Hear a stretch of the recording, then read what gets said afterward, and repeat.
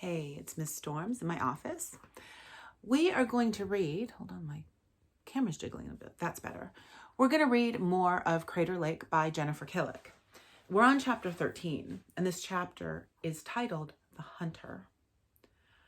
I wish I brought my binoculars, Max says, trying to see where I'm pointing. They're celestrons.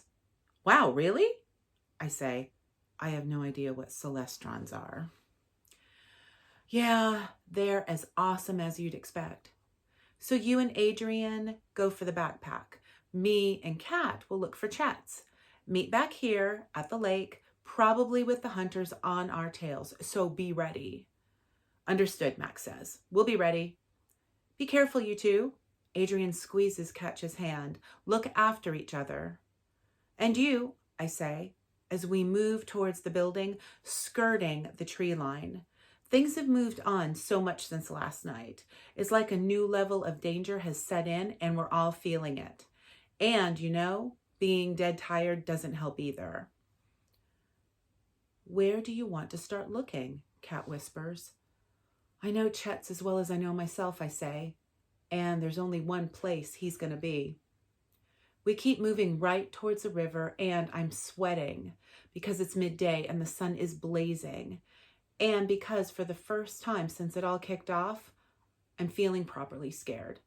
I hate thinking of Chet's alone and terrified, and the memory of his look of betrayal plays on repeat through my mind, broken only by images of Hoach and her lips stretched back, pinchers out, and balls of poison shooting from her mouth.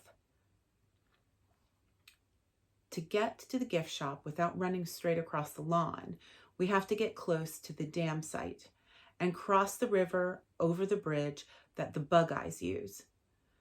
We hear them long before we see them, the movement of lots of people. No chat, just footsteps, the crack of twigs and rustling of trees. We get as close as seems sensible and lie on our bellies in the shrubs to watch. What are they doing? Kat says, as the bug eyes walk in their steady way down the path towards the bridge. Some of them are carrying tree cutting equipment. Others are pushing the generator and heater. Looks like they finished the dam, I say. That can't be good. No, it can't. I wonder what the next stage of their plan is. They don't like water, right? Says Katja, scratching her nose in a really cute way. So now they've blocked the river, maybe they're going to try to empty the lake. Once we've got Chet's and the backpack, we'll have to work out why, I say. But Chet's first. Oh yeah, Chet's first. We wait for the bug eyes to pass and then cross the bridge ourselves. The river isn't flowing fast anymore, but the water hasn't completely gone, and I'm sure the bed is sticky with mud. We don't want to leave muddy prints across the center and give away our movements. Once we're across, we don't follow the path they took. We keep moving right. This way, we flank the building and can enter right in the place where I know in my heart Chet's is going to be. The entrance door is unlocked and apparently unguarded. We ease it open and slip into the gift shop. I see him instantly, standing on the other side of the shop, in front of shelves full of Crater Lake, baseball caps, beanies, and sunglasses. His back is to us, so we can't see his face, but something about him is different. Maybe it's the way he's standing. Maybe it's because instead of shaking in a corner, he's out in the open, tall and straight-backed. Chet's, I say, are you okay? No thanks to you. He doesn't turn around. Something's definitely up. I signal for Katja to stay behind me. I'm sorry I didn't tell you about what happened with Trent, I say. But I have my reasons, and I hope you know me well enough to believe that they were good. I've been asking myself what I really know about you, and what I've come up with is this. He turns to face me. He's wearing a Crater Lake polo shirt and sunglasses. There are only two reasons I can think for him to cover his eyes. The first is to hide the fact he's been crying. And the second is so awful that I'm going to ignore it and root for reason one. We've been so-called friends for 5 years, and that time you've never invited me to your house.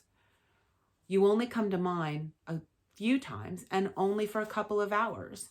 You keep secrets from me. You lie to me.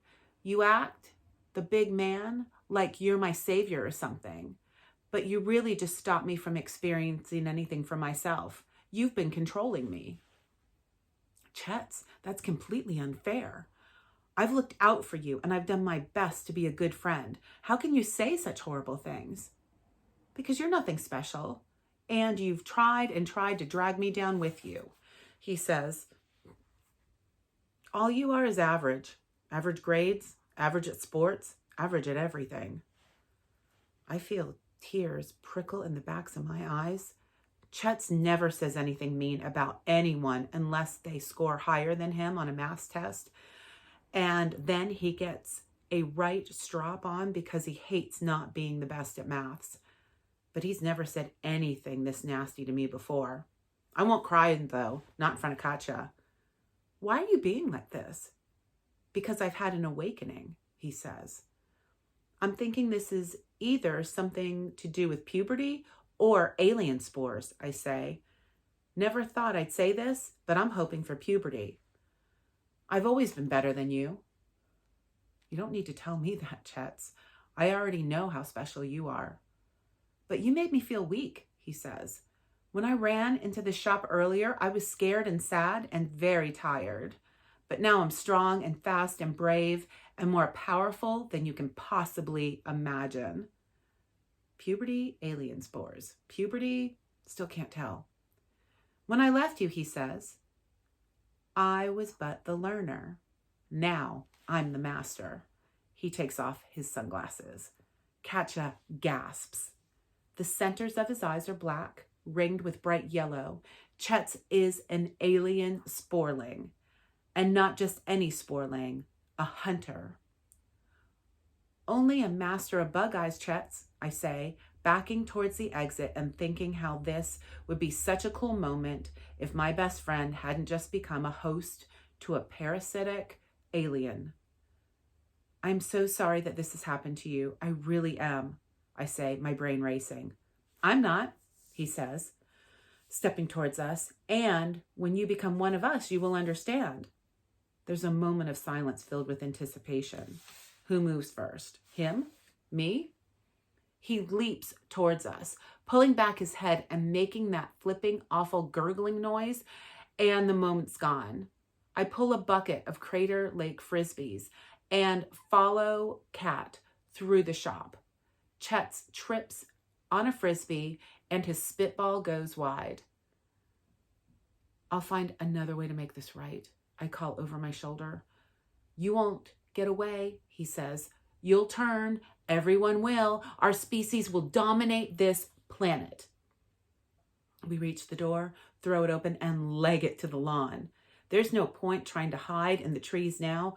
We just need to get in the lake. Chet's is right on our tail. He seems faster than usual, and Kat and I are tired. Just a little bit further, Katja, I gasp. You need to try to go faster. I can't, she says, struggling through the tires on the obstacle course. I slow down, turn back to help her at the same time as Chet's launches a giant spitball towards her.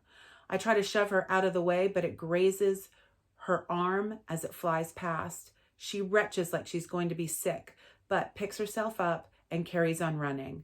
Chet's is gaining now. We're not going to make it. That's the end of chapter 13. Chapter 14 next time. Bye.